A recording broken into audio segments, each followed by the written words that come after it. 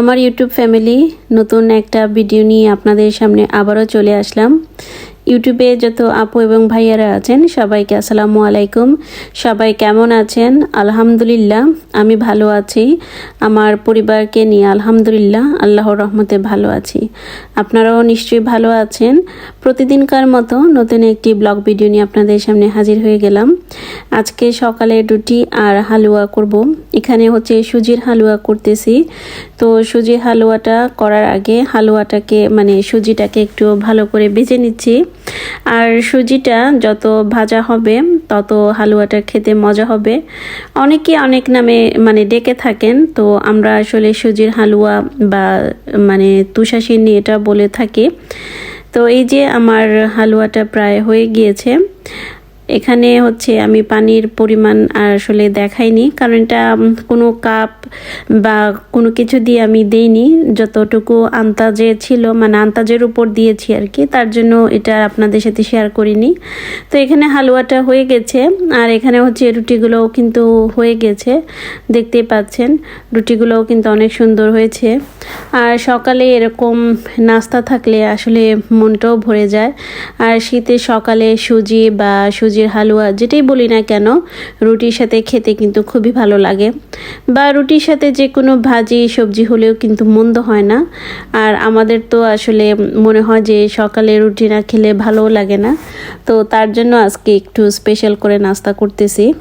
আমরা গৃহিণীরা যারা আছি তারা কিন্তু সাধারণত পরিবারের কথা চিন্তা করে বা পরিবারের কথা মাথায় রেখে আমরা কিন্তু বিভিন্ন ধরনের রান্নাবান্না করে থাকি, বিশেষ করে স্বামীর জন্য, সন্তানের জন্য।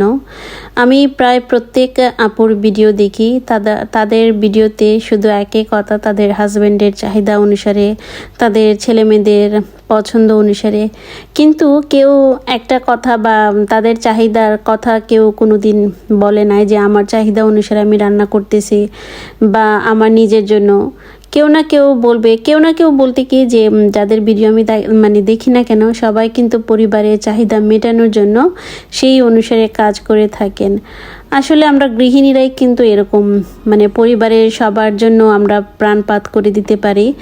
আর পরিবারের সবার যখন মুখে দেখে হাসি, তখন কিন্তু নিজেকে একটু অন্যরকমভাবে চিন্তা করি, ভালো লাগে। তো এদিকে নাস্তা করার পরে একটু বারান্দায় বেরিয়েছি। আর আজকে কিন্তু অনেক সুন্দর একটা রোদ উঠেছে। আর অনেক দিন পর রোদটাই উঠলো, কারণ অনেক দিন হচ্ছে বৃষ্টি ছিল, তারপরে হচ্ছে বাতাস বৃষ্টি একসাথে ছিল। এমনিতে তো ঠান্ডা, তার মাঝে আবার বৃষ্টি বাতাস, তো বুঝেন ঠান্ডার অবস্থা কীরকম। এদিকে হচ্ছে আমি বিছানাটা গুছিয়ে নিচ্ছি। বিছানাটা একদম টান টান করে গুছিয়ে নিচ্ছি। বিছানা যত সুন্দর থাকবে মনটাও কিন্তু তত ভালো থাকে। আর একটা বেডরুমের সৌন্দর্য হচ্ছে একটা বিছানা। আমার এই ছোট সংসারে অনেক ছোট ছোট জিনিস আছে বা ছোট ছোট অনেক কিছুই আছে, হয়তো বা অন্য একদিন আপনাদের সাথে গল্প করব আমার এই ছোট সংসারটা ঘিরে আমার যে স্বপ্ন। আর এখানে হচ্ছে যেহেতু আজকে রোদ উঠেছে, তো খাতা কম্বল যাই ছিল সেটা আমি রোদে দিয়েছি। বাঙালিদের আর কিছু থাকুক আর না থাকুক, খাতা কম্বল কিন্তু সবারই থাকে। আর বিশেষ করে খাতা কম্বল কিন্তু শীতের একটা প্রধান একটা বিষয়। তো রোদে আমরা খাতা কম্বল তোশক বালিশ যাই থাকে না কেন, আমরা কিন্তু প্রত্যেকেই রোদে শুকাতে দেই, বিশেষ করে শীতের দিনে।